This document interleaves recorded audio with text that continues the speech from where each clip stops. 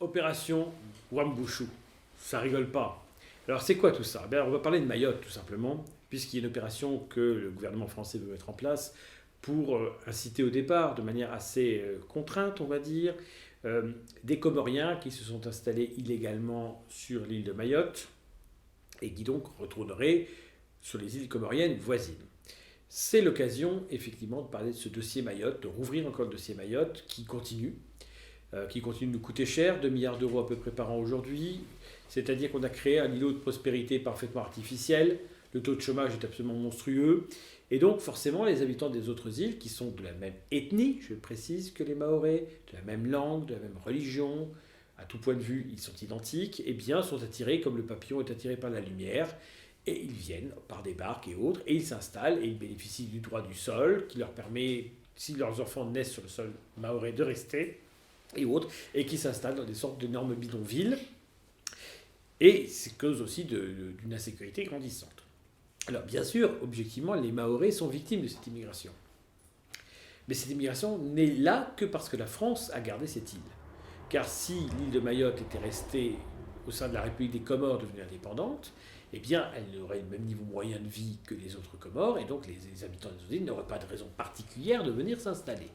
Donc c'est la France qui est facteur de désordre dans cette affaire. Tout cela parce que lors d'un référendum de 1974, elle a estimé que les îles, donc en fait il y en a une seule, qui voulait rester française, pouvaient rester. Alors qu'un référendum, ça porte sur l'ensemble de l'archipel. Et donc parce que les Mahorais à l'époque, pour X ou Y raison, ont voulu principalement rester français et ne pas vouloir l'indépendance, eh bien on les a gardés. L'ONU a condamné la France à plusieurs reprises. Alors la France a organisé 2 référendums par la suite pour confirmer le rattachement de cette île, mais à partir du moment où le référendum initial n'a pas été respecté, puisqu'il ne portait pas île par île, mais sur l'ensemble du territoire, eh bien, le droit international nous permet, en réalité, de rattacher de manière unilatérale Mayotte à la République des Comores, en disant nous respectons le référendum de 1974 et tout ce qui a eu lieu après, étant donné que c'est nul et non avenu par le fait même que le point initial n'a pas respecté le droit international, eh bien ça n'existe pas. Donc légalement, juridiquement, le Rassemblement national ne le sait pas. Hein. Nous, on pense que l'Algérie elle doit être encore française, j'imagine, puisqu'il veut que Mayotte reste française. Eh bien, le droit international nous permet d'émanciper unilatéralement Mayotte, qui de toute façon est un espace qui est victime de la colonisation française et qui est victime de la suggestion économique. Parce que pourquoi est-ce que finalement les Mahorais voudraient rester français? Parce qu'ils se disent que leur niveau de vie va s'effondrer. Seulement, il n'est pas sain de créer une prospérité parfaitement artificielle. Il n'y a pas d'entreprise qui se crée là-bas, il n'y a rien de tout cela. Et tout ça parce que la France veut garder un morceau de colonie là-bas. La Guinée aurait très bien pu rester française, imaginez les conséquences. Donc on parle d'une population, je vais préciser, qui est donc essentiellement d'ethnie comorienne.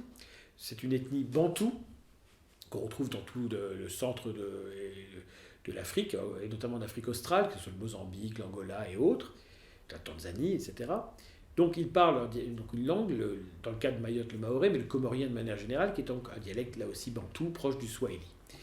On est très loin des langues indo-européennes qui caractérisent l'Europe. Selon les données démographiques indiquées par le Wikipédia anglais, 30% donc de francophones seulement, c'est très peu. Et comme je l'ai dit, ce n'est pas forcément une francophonie optimale. Le taux de natalité est d'environ 4,5 enfants par femme, ce qui est à peu près comparable au Mozambique en face, et à peu près aux autres îles comoriennes. Donc c'est un taux de natalité qui est explosif, avec une courbe démographique qui est comparable à celle des autres pays d'Afrique noire, donc c'est-à-dire en exponentielle, alors que par contre les courbes européennes sont plutôt à la baisse. Donc d'une certaine manière, c'est absolument catastrophique. Mamoudzou, donc la capitale de Mayotte, est la première maternité de l'espace français. Je ne dis pas de la France, hein, vous voyez, je fais la nuance. Et donc, conserver ce territoire est absurde. Mais le Rassemblement national est bloqué sur Mayotte, comme il était comme ce qu'on appelait comment dire, le FNUF, oui. Non, le FNAF. Le FNAF, parce que le FNUF, c'est le vrai nom du Front National, de Jean-Marie Le Pen, Front National pour l'Unité française. Mais il y a eu un FNAF. Le FNAF, c'était le Front National pour l'Algérie française. Et c'était notamment Le Pen et compagnie qui étaient dedans. Eh oui, donc le FNUF, le FNAF, voilà. Il y a NIF-NIF, NUF-NUF. Et le grand-père de Clémentine Autain. Voilà, et donc le FNAF. Donc Jean-Marie Le Pen voulait garder l'Algérie dans la France, et Marine Le Pen veut garder Mayotte dans la France. Moi, je suis d'avis d'émanciper Mayotte par décolonialisme assumé. Et parce que simplement, on ne va pas accepter un territoire qui n'a rien de commun avec nous, sous prétexte qu'il aime notre argent, ce qui est tout à fait légitime, mais qui n'est pas un argument suffisant à mes yeux. Voilà. Il y a un problème de fond, c'est que garder ce territoire, c'est, comment dire, une absurdité complète d'un point de vue identitaire et civilisationnel. Et je ne vois pas pourquoi demain, dans la Grande Europe, les Polonais ou les Hongrois devraient donner une part de leurs impôts pour Mayotte. Dans la Grande Europe, on laisse les ersatz des anciens empires coloniaux aux portes d'entrée de notre construction européenne que nous voulons. Voilà. Donc Mayotte ne rentrera pas dans la Grande Europe, tout simplement, restera aux portes, et c'est la meilleure façon de leur donner l'indépendance en réalité. Et c'est vrai de la Martinique, de la Guadeloupe, de la Réunion, de la Nouvelle-Calédonie, de Wallis-et-Futuna, de la Polynésie française, etc. Halte au colonialisme. On abandonne la base de Djibouti, on en rattrapatrie toutes les troupes françaises qui peuvent être déployées aujourd'hui en Afrique et les autres troupes européennes. Et on dit aux Africains, vous êtes des grands garçons, vous assumez votre destin, votre démographie, ses conséquences, voilà. On n'a pas à intervenir, on n'a pas à faire d'ingérence, on n'a pas à conserver des territoires là-bas non plus. De toute façon, les Afrikaners d'Afrique du Sud qui sont d'Europe vont bien être obligés de partir. On leur fait comprendre clairement dans ces pays-là. Au Zimbabwe, les fermiers de souche européenne ont été expropriés et implicitement expulsés. Voilà, pourquoi est-ce que d'un côté on tolère finalement ce qui se passe en Afrique du Sud et qu'on garde des territoires africains? Il faut être parfaitement cohérent. Et les militants africains sont légitimes pour exiger le rattachement de Mayotte à la République des Comores. Voilà. Donc on me dit oui mais voilà, ils ont voté pour la France. Non, ils ont voté pour la France dans un référendum où la majorité a dit indépendance. Voilà, et c'est ce seul référendum que je considère comme valide et qu'on doit prendre en compte. Tout le reste, bien non, parce qu'à partir du moment où on les tient, parce qu'on les tient financièrement, mais on ne peut pas leur demander de voter leur indépendance. On les tient. Mais par exemple, le référendum sur la Nouvelle-Calédonie est sidérant. Le Rassemblement national ou la droite et les autres ont dit regardez, les néo-calédoniens veulent rester français. Les Kanaks n'ont pas voté, ils se sont abstenus.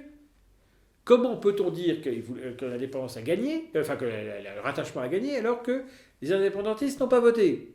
Donc c'est se moquer du monde. Et où est la victoire derrière tout cela?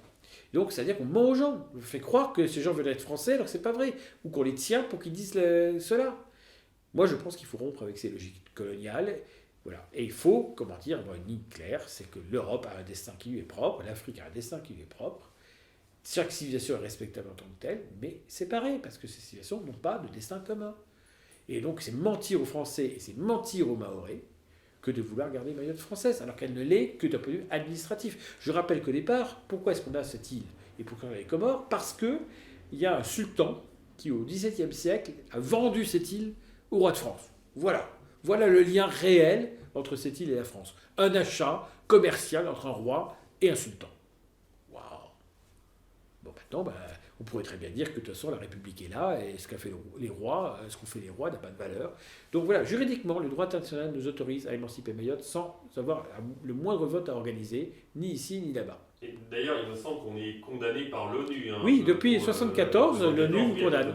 C'est un point de détail si je peux me permettre, mais je crois que c'est au 19e siècle la vente de Mayotte, 1841. Il y a eu un truc en 1654 déjà. C'est possible aussi. Mais après, le statut a changé au fur et à mesure du temps. Oui. Mais ce qui est sûr, c'est que on a cette logique française de l'exotisme. On a besoin de croire que la France est une idée universelle, que nos valeurs sont à l'exportation, et que donc c'est merveilleux. Et puis le réveil est douloureux. Le réveil, par exemple, de la révolte de Haïti, à la fin du XVIIIe siècle, où les Européens ont été massacrés. Bon, bien évidemment, derrière, il y a aussi la réponse qui a été organisée par Napoléon Bonaparte. Là aussi, Napoléon aurait pu nous libérer des Antilles. C'est pour des raisons financières qu'il a suivi les consignes, si on peut dire, les conseils de Joséphine de Beauharnais, son épouse, qui avait des intérêts financiers dans les îles, notamment en Guadeloupe. Et c'est uniquement pour cela. Voilà. Et moi, alors, beaucoup de gens des dom-toms, je parle souvent avec des gens qui sont donc, des ultramarins, comme on dit, parfois des domiens, des Antillais, et je leur parle de l'indépendance française, je dis, par rapport à la France. Donc, je dis, est-ce que vous seriez contre l'indépendance? Et la réponse qu'ils me donnent systématiquement, c'est oui, à condition que ce soit une vraie indépendance et que ce ne soit pas une domination déguisée. Et ils me disent, c'est pas compliqué, si les Békés restent en Martinique ou en Guadeloupe, c'est-à-dire que les descendants des colons européens du XVIIIe siècle restent Donc dans nos îles, on ne sera jamais réellement indépendant, c'est eux qui tiennent l'économie, c'est eux qui tiennent l'argent, etc. Donc ils me disent oui, on serait d'accord pour l'indépendance à condition que les béquets retournent en France. Et banco. Voilà. Oui, parce que moi je considère de toute façon que l'homme européen n'a pas vocation à être dans des environnements exotiques et tropicaux. Ça ne lui réussit pas, c'est pas sa nature. Nous, on a créé notre civilisation parce qu'on était des peuples du froid. Voilà. Si on a voulu être ingénieux, créateur et autres, c'est parce qu'on ne voulait pas mourir. Et, et que pour avoir des fruits, on n'avait pas toute l'année, parce qu'on avait... voilà. Alors certes, il y avait des avantages, on n'avait pas les serpents les plus dangereux de la planète, on n'avait pas beaucoup de prédateurs, des crocodiles et compagnie, on avait un environnement où, il y avait des ours, il y avait parfois des lions jadis, et autres. Donc, mais ce froid, ces conditions climatiques nous ont obligés peut-être à nous dépasser davantage. En tout cas, voilà, nous, on n'est pas adaptés au climat chaud. Et c'est pour ça d'ailleurs que la climatisation se répand partout en Europe, parce que plus il fait chaud, moins on est bien confortable pour travailler. Alors, les Grecs anciens, par exemple, avaient un climat beaucoup plus tempéré que la Grèce actuelle. L'Italie aussi.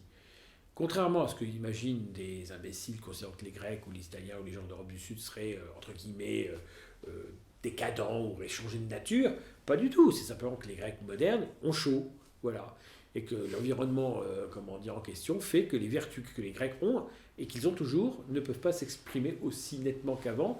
Mais quand vous avez des Grecs qui, en musique et ailleurs, sont en Allemagne, etc., ils sont tout à fait comparables en qualité de travail et autres aux autres Européens.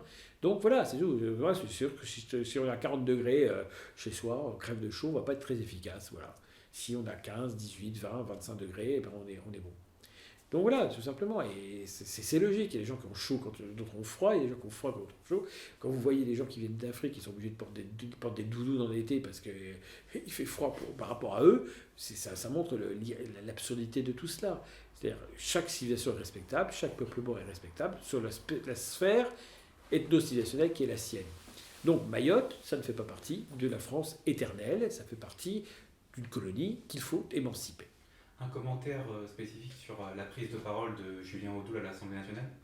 Oui, j'en ai parlé dans la vidéo précédente, mais concrètement, c'est la librairie restera française, tout en pensant le contraire. Alors, est-ce qu'il le pense lui, ou est-ce qu'il fait du De Gaulle 58 avant de préparer l'indépendance en 62 ? Je ne sais pas. Je ne suis pas convaincu qu'il soit sincère. Mais il pouvait, dans ce cas-là, se dispenser de faire des déclarations de la sorte. Il a été très loin quand même. Moi j'ai tendance à croire sincère. On voit même par d'autres prises de parole qu'il a un petit peu ce logiciel universaliste, Benetton, etc. Il a notamment dit, le cœur des Mahorais vibre à la Marseillaise, leur sang n'est pas rouge, il est bleu, blanc, rouge. Oui, alors ça c'est des patriotocards, je les appelle. Voilà. Une telle lourdeur, je pense que ça cache quand même quelque chose. Oui, possible, mais surtout l'envie absolue d'être adoubé par le système.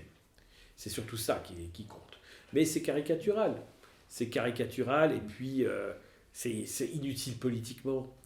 Donc de toute façon, voilà, moi je vais dire un petit peu cash. Moi aussi je vais faire la belle déclaration, un peu comme ça, vous voyez, devant la foule. J'ai envie de dire que Mayotte est et restera française. Ben non. En fait, vous voulez l'indépendance de Mayotte ? On va vous la faire.